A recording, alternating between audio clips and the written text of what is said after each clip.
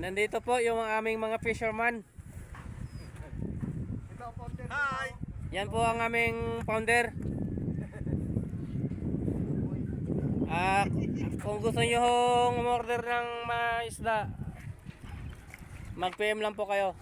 Dahil pangmaramihan po itong tirada ng aming tropa.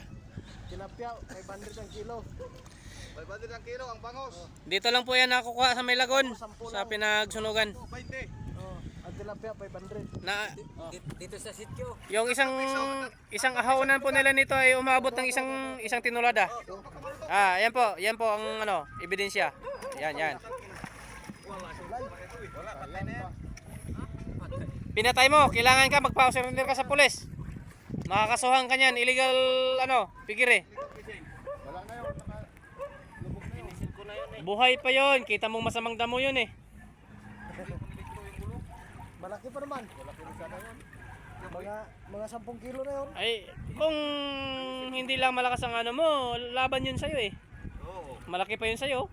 Yung kapitbahay ko nga, dalawa sila ng lambat. No, tabi nagkaway, hindi pang lumos ng tilapia. Ganun ba? Dalaw sila. Oo. Puro patay. Di po to sila sa lambat. Siyempre. Okay, yan lang po mga mga kaibigan kasi itong kasama namin sobrang dami na ng hangin sa likod.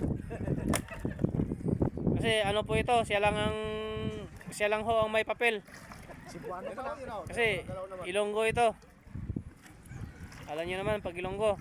Blood pa na sa ilong. Okay, bye-bye mga kaibigan, bye-bye. High blood ito sa Ilonggo eh, high blood daw. Bye-bye.